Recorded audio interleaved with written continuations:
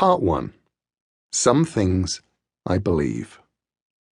I believe that in the battle between guns and ideas, ideas will, eventually, win. Credo.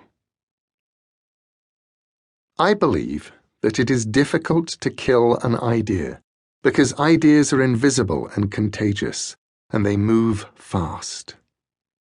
I believe that you can set your own ideas against ideas you dislike, that you should be free to argue, explain, clarify, debate, offend, insult, rage, mock, sing, dramatize, and deny. I do not believe that burning, murdering, exploding people, smashing their heads with rocks to let the bad ideas out, drowning them, or even defeating them will work to contain ideas you do not like.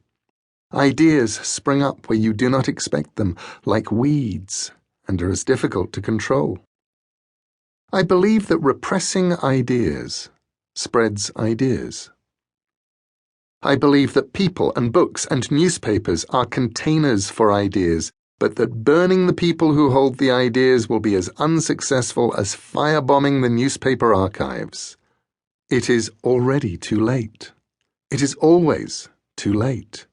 The ideas are already out, hiding behind people's eyes, waiting in their thoughts. They can be whispered.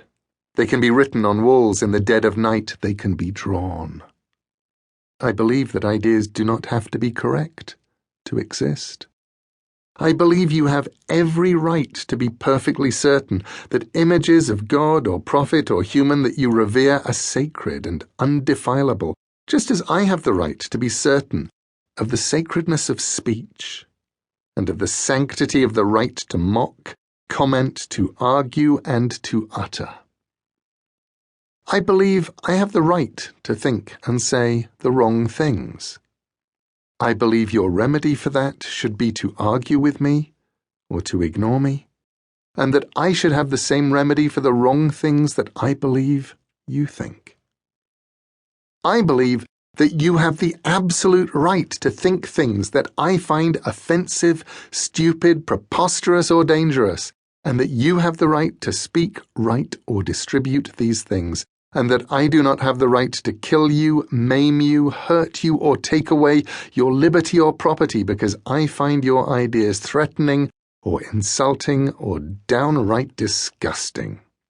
You probably think some of my ideas are pretty vile too. I believe that in the battle between guns and ideas, ideas will, eventually, win. Because the ideas are invisible, and they linger, and sometimes they can even be true.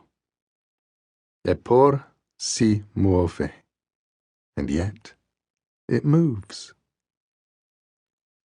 Parts of this were first published in the January 19, 2015 issue of The Guardian, with accompanying illustrations by Chris Riddell.